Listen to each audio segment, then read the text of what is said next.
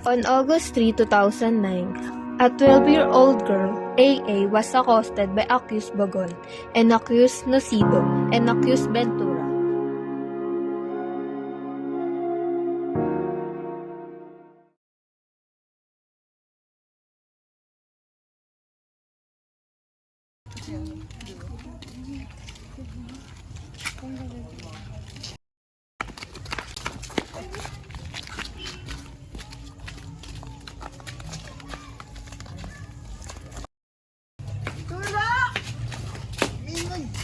Ingay! Papatayin ka namin! Where they attacked her multiple times. AA fainting to avoid further harm, and Bagon pinned her down.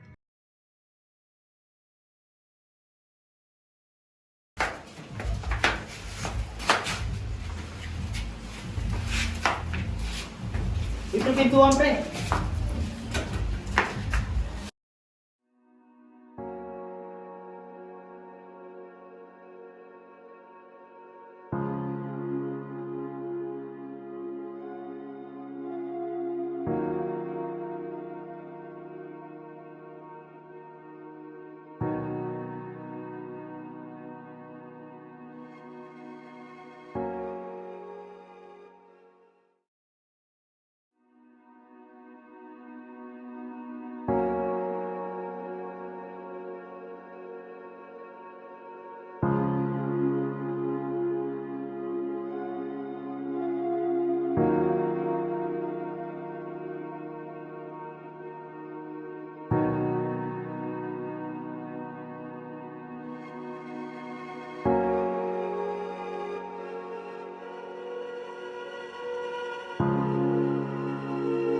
They then inserted their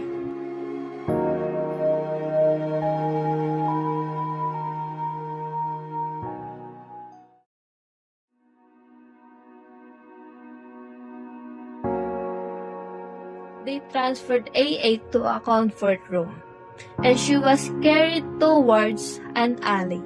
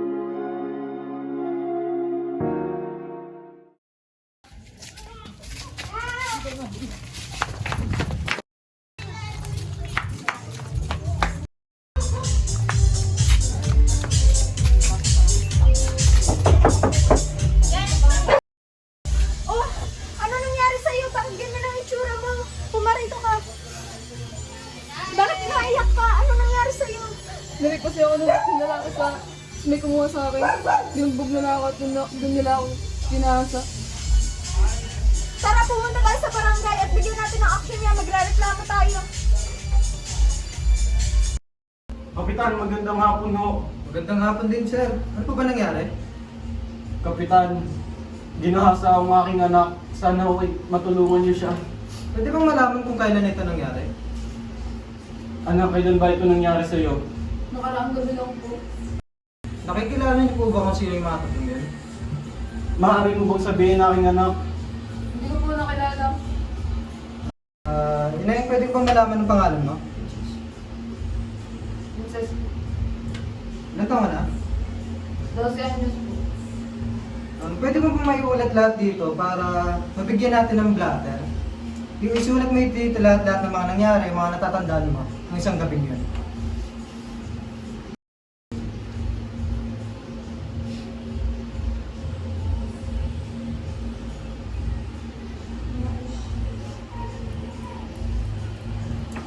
Salamat po. Maaari po ba kayo sumama sa akin sa sasakyan upang mayatid ko kayo sa police station? Sige po, Kapitan. Sana mabigyan niyo kami ng mustisya. Tutulungan po namin kayo. Bibigyan po natin ito ng aksyon sa madaling panahon. Tara na po, sumunod po kayo sa akin. Tara na anak.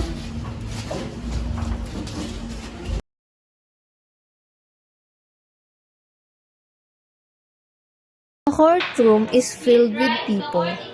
Judge presides over the proceedings.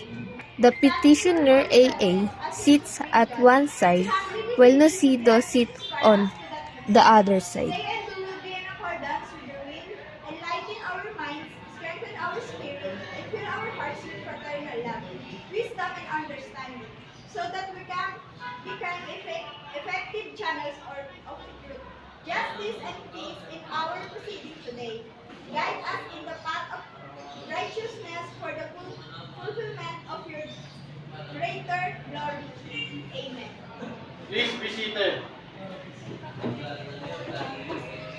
For hearing criminal case, ER number 240229, June 17, 2020. People of the Philippines versus Raymond A. Nocido. Say, will you please tell the Honorable Court how you were brought to that vacant house from the alley you were mentioning before? Ventura and Bagon were holding me, sir. You mentioned that the two held you. How about the other? What did he do while the two of you mentioned were holding you? He was holding a speaker because he was walking ahead of us, sir. So both your hands or arms were being held by the two, Bagon and Ventura, and you were pulled, correct? It was Bagon who was pulling me, sir. How about Ventura? He was just holding your hand. Yes, sir. How about Nel Raymond Nocido alias Arabo? What was his participation in transferring or in bringing you to the vacant house from there? He was going ahead of us, and he was the one who opened the door, sir. Nung naglalakad na kayo, hawak-hawak ba sa kanila? Si Bagon po. Si Bagon. Si Bagon lang ang nakahawak sa'yo. Saka po si Nocido. Silang dalawa naghahawak sa'yo? Opo, tapos nasa likod po si Ventura. Ano ang ginagawa ni Ventura kung alam mo lang? Nasa likod lang po siya, sumusunod. The inconsistency in AAA's testimonies is not a basis for acquittal, as it does not affect the crime of rape as lascivious conduct. AAA was raped and sexually abused in a vacant house. And minor is contempt in her narration do not detract from her credibility. Nocido emphasized as AAA reluctance to seek help or resist. How far is the nearest neighbor of that vacant house? Dikit-dikit po ang mga bahay. Pero sa itaas na may tao. Opo. Habang ikaw ay hinahalin nila, hindi ba sila nagsasalita? Opo. Hindi ka rin nagsalita. Opo. AAA's failure to resist during rape and lascivious acts is not considered consent. Tenacious resistance or physical struggle is not necessary for a victim.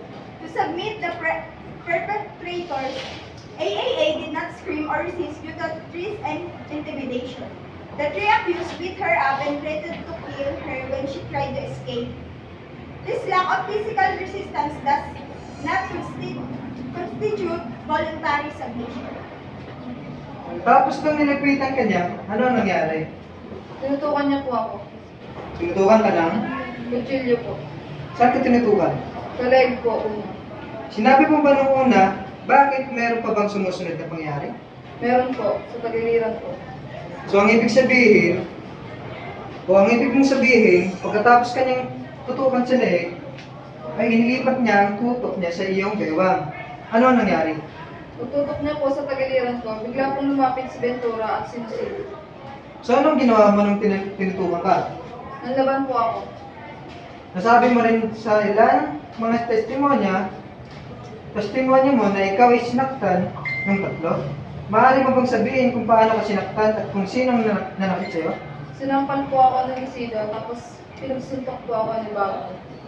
So sino si Nocido? Nagsasampal ka? Mga ilang beses? Mga tatlo po ako, apat. Sino ang sumuntok sa'yo? Si Bagon po, saka si Ventura po. Saan kasi nito? Sa mukha po. So pareho sila. Sa mukha kasi nito. Si Ventura po, sinikmuraan po ako. So ikaw, yung iba bang lang ang meron kasuotan. Sabi mo rin, nung mag-umaga na nun, merong babae na dumaan sa harap ng bahay kung saan kayo naroon. Ba't hindi ka sumigaw at humingi ng tulong? Sumigaw po ako noon. Sabi ko po, ate tulungan mo ako. Tapos po hinawakan po ni Bagon na bunganga ako.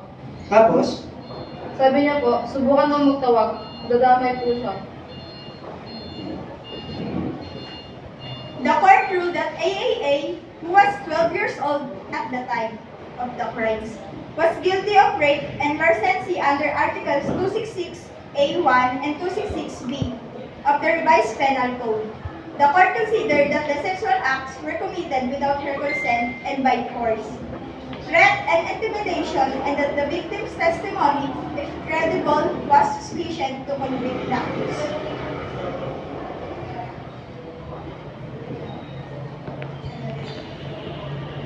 The prosecution has proven Nocido, along with no accused, Bagon and Ventura, sexually abuse and rape AAA, with AAA's testimonies providing her suspicious conduct and rape through sexual intercourse. and after they were able to lower your short pants, together with your panty, what else happened? Bagon was kissing me, tapos pa ano.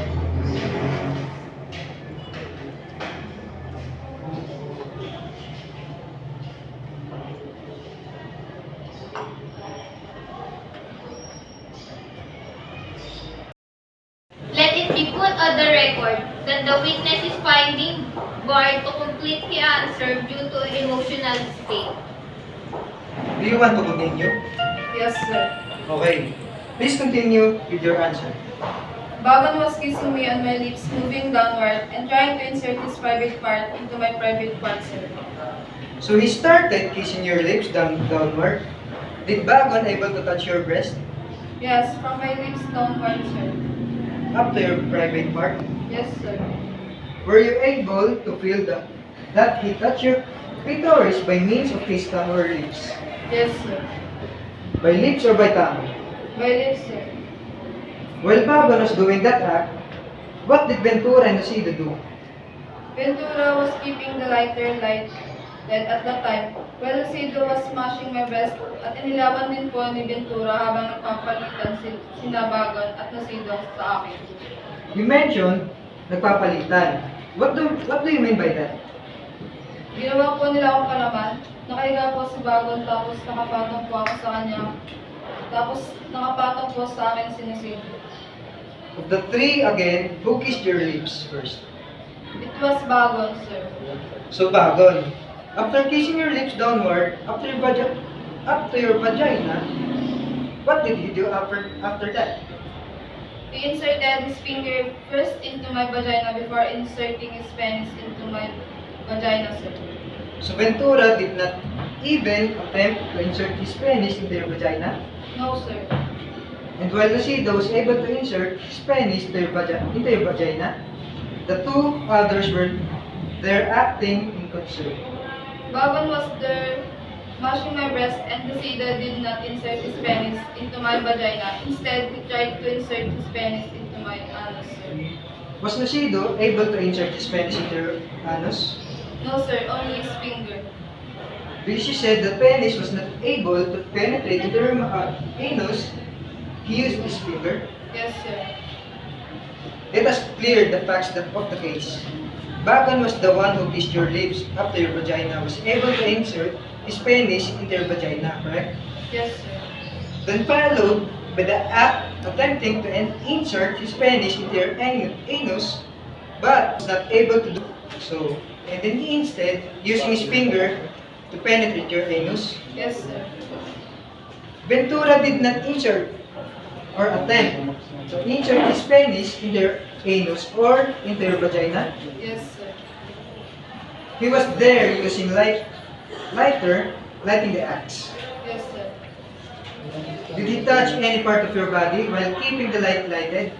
He only kissed me on my lips, sir. The first who kissed you and was able to insert his penis into your vagina for the first time, did he attempt for the second time?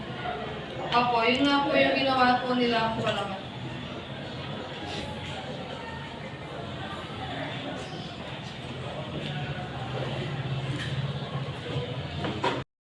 Mo, habang ikay nakadapa kay Bagon, nakapatong na noon, ikaw kay Nocido, tama? Opo. Ano naman ang ginagawa ni Nocido? Pinipilit niya po ipasok ang ari niya. Doon sa? Hindi niya ipinapasok sa bebe mo? Hindi po. Noong pinapasok niya, nararamdaman mo na matigas ang ari niya? Opo.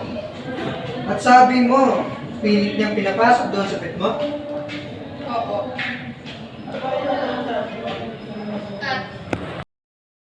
RTC found that Nocido, Bagon, and Ventura conspired to rape AAA through sexual intercourse, demonstrating a common design to accomplish the same unlawful purpose. They abused AAA to satisfy their carnal desires. Nocido was found guilty as a conspirator and personally guilty of lascivious conduct under Section 5 of RA 7610. Ignominy cannot be appreciated as an aggravating circumstance as it is not alleged in the information. However, it can still be considered for exemplary damages. This case highlights the importance of understanding the circumstances involved in criminal cases.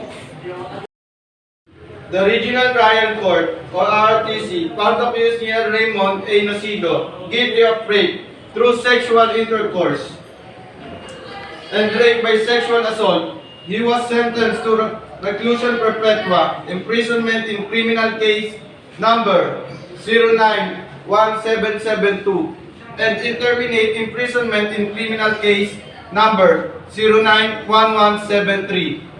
The court ordered Nocido to pay civil indemnity, moral damages, and exemplary damages to complainant. Nocido was also heard The court convicts Nocido for lascivious conduct under Section 5B of RA 7610, even if the crime is rape by sexual assault. Prosecutor proved Nocido and co-accused Bagon and Ventura sexually abused AA with AA testimony, proving Nocido involvement. number 091773. The court ordered Nocido to pay civil indemnity, moral damages, and exemplary damages to complainant. Nocido was also held liable for rape through sexual intercourse committed by other two accused. The RTC credited the testimony of a minor victim, AAA, and awarded 25,000 as exemplary damages. Nocido filed and appealed with the CA.